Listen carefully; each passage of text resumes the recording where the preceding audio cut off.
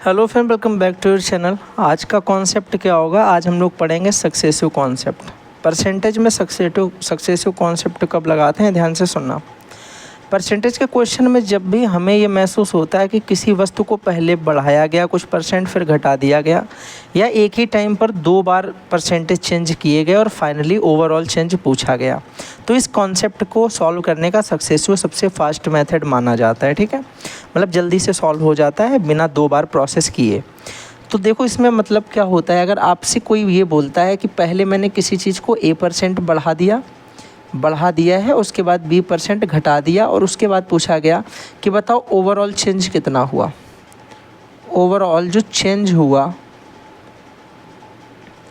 वो कितने परसेंट का हुआ, तो आप बोलोगे इसके लिए हम लोग सक्सेसिव लगाते हैं कि पहले A% बढ़ाया तो प्लस, फिर B% घटाया है तो माइनस B, फिर ये बढ़ा ये घटा, प्लस माइनस का माइनस AB/100।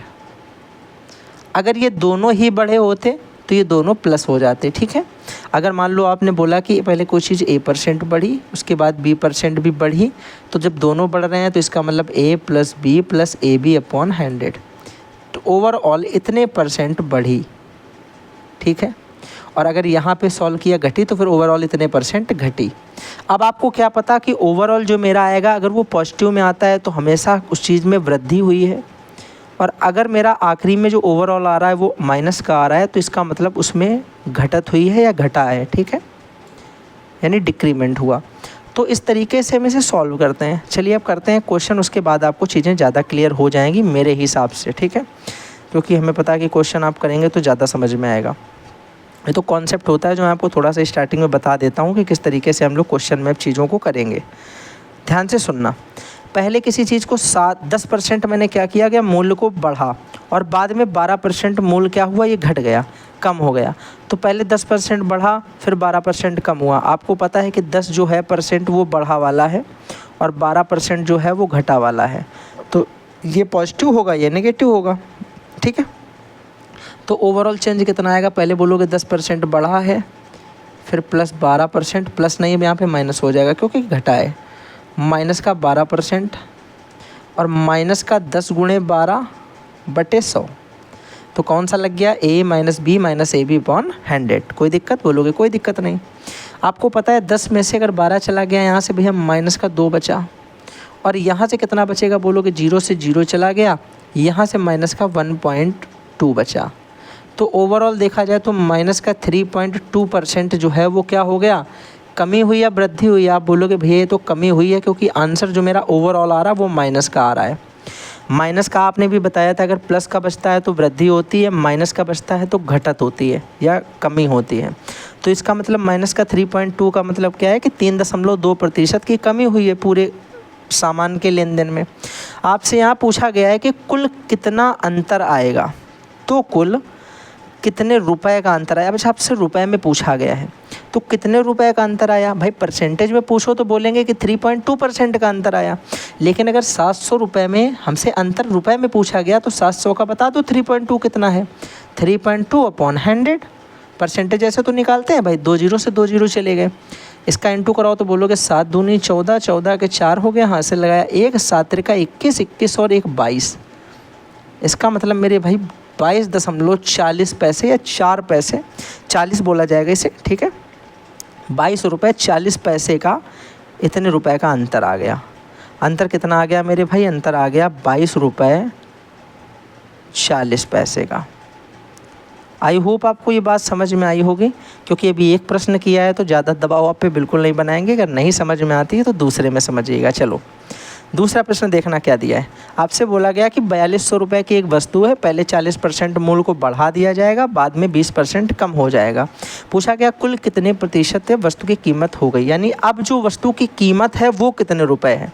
आपसे ये नहीं पूछा कि कितनी घटी या कितनी बढ़ी। ध्यान से सुनना, अगर पहले मुझसे बोला गया यहाँ पे 40% मूल्य बढ़ा, तो आप समझ गए कि 40% जो है ये कौन सा है, बढ़ा वाला, और 20% कौन सा है, ये कम वाला। तो ये प्लस ये माइनस, ओवरऑल परसेंटेज कैसे निकलोगे, सक्सेसिव से। भैया आपने बोला कि 40% बढ़ा है, माइनस 20% घटा है, और माइनस का 40 × 20/100। ओवरऑल इतने परसेंट का चेंज आएगा। आप बोलोगे 40 में 20 चला गया, बचा 20 माइनस, यहाँ देखो 0 से 2 जीरो कट गए, यहाँ से हो गया मेरे भाई 4 दूनी 8, 8 इधर माइनस हो गया आके।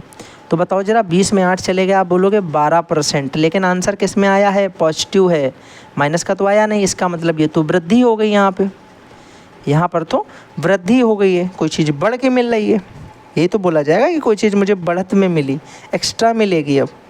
और जब भी मुझे कोई चीज़ एक्स्ट्रा मिली है तो मैं समझ गया हूँ कि मेरा फ़ायदा होने वाला है। अब भैया 12% का मुझे फ़ायदा होगा। 4200 रुपये की चीज़ को अगर मैं 12% प्रॉफिट पर बेचूंगा, 4200 रुपये की चीज़ को 12% प्रॉफिट का मतलब होता है कोई चीज़ 112 पे बेच रहा हूँ, है कितने की, 100 की। तो बता दो जरा आंसर कितना आएगा भैया। आप बोलोगे 2 जीरो से 2 जीरो ऐसे करके काट दो। 42 का गुणा 112 से कराना है। गुणा कराना आता है क्या आप लोगों को? ऐसा वाला मैं आपको बता रहा हूँ, देखो गुणा 112 का इंटू, मैं यहाँ साइड में बता देता हूँ, वैसे करने की ज़रूरत थी नहीं, लेकिन आपको समझाने के लिए। पहली वाली संख्या का गुणा पहली वाली संख्या से कराओ, 2 दूनी 4 आया। अब पहली वाली संख्या का गुणा दूसरी वाली संख्या से कराओ, 2 एकम 2, और दूसरी वाली संख्या का गुणा पहली वाली संख्या से कराओ। तो आपने 2 का गुणा 1 से कराया, 2 एकम 2, और ये 4 दूनी 8, 8 और 2 कितना हो गया, 10। 10 का यहाँ पे 0 लिखो, हासिल लगा दो 1। अब इस वाली संख्या का गुणा किससे कराना है, इससे, इस वाले 1 से, और दूसरी वाली संख्या का गुणा कराना है इस वाले 1 से। पहले इसे भेजो जहाँ ये हुआ है वहाँ पे, फिर इसे भेजो, फिर इसे भेजो अगले वाले में, फिर इसे उसके पीछे वाले में, और दोनों को ऐड करते जाओ। आई होप आपको मेरी बात समझ में आ रही होगी कि मैं ये कैसे कर रहा हूँ, ठीक है। ध्यान से सुनना, मैंने इस वाले का गुणा इससे कराया है, अब इस बार इससे, तो बोलोगे 2 एकम 2, और ये इससे कराओगे तो 4 एकम 4, और 1 हासिल वाला था मेरा, तो कितना हो गया, 4 और 1 5, यहाँ पे 5 लिख दिया। कोई समस्या, समझ पा रहे हो क्या? और फिर अगर मैं कुछ गलती तो नहीं की, एक बार ये समझ लो पहले। यहाँ पे देखो 2 दूनी 4 के लिख दिया, फिर उसके बाद 2 एकम 2 और 4 दूनी 8, 8 और 2 10 के 0 वहाँ से लगाया 1, कोई दिक्कत नहीं। उसके बाद मैंने कहा इस 2 का गुणा इस 1 से, तो 2 एकम 2, और ये मेरे भाई 4 एकम 4, तो 4 ये और 2 वो, 4 एकम 4, 4 ये 2 वो, हाँ ये हो गया कितना, 4 2 6, और 1 हासिल वाला 7, हाँ यहाँ पे गलती हो गई, 1 हासिल वाला 7 ही तो हुआ, 5 कैसे जोड़ रहे हो, ये 7 हो गया मेरे भाई, कितना हो गया 7। और फिर हमने कहा इस वाले को तो सबके पास पहुंचा चुके, इसे भूल जाओ, इस वाले को लेके जाओ लास्ट वाले के पास, तो ये 4 एकम 4। तो कुल आंसर कितना आ जाएगा आपका, आंसर आ जाएगा 4704। अगर आप लोग चाहते हो ये वाला इंटू मैं आपको कायदे से डिटेल्ड बताऊं तो आप लोग कमेंट बॉक्स में एक बार बोलिएगा, मैं 100% आपको ये एक बार डिटेल्ड समझा दूंगा, ठीक किस तरीके से किया जाता है। तो इसका आंसर आ गया 4704 रुपये की वस्तु की अब कुल कीमत बची है। अगला क्वेश्चन देखो क्या दिया गया है। आपसे बोला गया कि 100 रुपये की एक वस्तु है, पहले 5% मूल्य बढ़ा है, बाद में 5% मूल्य घट गया है, तो कुल कितने रुपए वस्तु का चेंजमेंट हुआ। देखो यहाँ पर एक डायरेक्ट कॉन्सेप्ट भी है और एक सक्सेसिव तो अपना लगता ही है। अगर कोई चीज़ तुमने 5% पहले बढ़ाई, फिर 5% घटा दी, माइनस का 5 गुणे 5/100, ये तो हम लोगों को पता ही है सक्सेसिव। लेकिन ध्यान से सुनो, जब सेम चीज़ बढ़ी है और सेम चीज़ घटी है तो इन्हें लिखने की क्या जरूरत है, तो पक्का 0 हो जाएंगे, ठीक है। तो इसे डायरेक्ट याद कैसे रखेंगे भैया, इसे डायरेक्ट ऐसे याद रखेंगे कि अगर कोई चीज़ सेम रेट ऑफ परसेंट से बढ़ाई गई और सेम रेट ऑफ परसेंट से घटाई गई, तो जब सेम रेट मेरे भाई दिए गए हैं तो इसका मतलब इसी रेट का हम लोग क्या करेंगे, स्क्वायर अपॉन कर देंगे 100 और बाहर लगा देंगे माइनस, आगे लगा देंगे परसेंटेज। कुल मिलाकर इतने परसेंट का उसमें कमी ही हमेशा होगी, ऑलवेज कमी होगी भैया, हमेशा कमी होगी, ठीक है। सुनना, अब अगर हम इसको सॉल्व करें तो बोलोगे 25 ऊपर आ गया, 25 में अगर आपने 100 से डिवाइड करा दिया तो 0.25% की कमी आएगी, इतने की कमी आ जाएगी। अब बताओ 100 रुपये की चीज़ है, ध्यान से सुनना, आपसे उसने बोला है कि तो कुल कितने रुपए वस्तु की कीमत है अब, यानी अब वस्तु की कीमत कितने रुपए है आपसे ये पूछी गई है। आप एक बात बताओ, अगर आपने 100% में कोई चीज़ खरीदी और उसको 0.25% के लॉस पे बेच दी तो कितना आपके पास बचा, आप बोलोगे मेरे पास 99 रुपये बचे और 75 पैसे बचे, क्योंकि 25 तो आपने मेरे लॉस में करवा दिए। तो इतने परसेंट पे मैं चीज़ को बेच रहा हूँ, कितने परसेंट पे, इतने परसेंट पे, ठीक है। बात समझ में आ रही है। तो बताओ ज़रा 100 रुपये की चीज़ मैं कितने पे बेचूँगा भाई, 100 का कितना परसेंट निकाल दो, 99.75%, परसेंट हटाओ, नीचे 100 लगाओ, 100 से 100 कट गया, आंसर ही कितना आ गया 99.75%।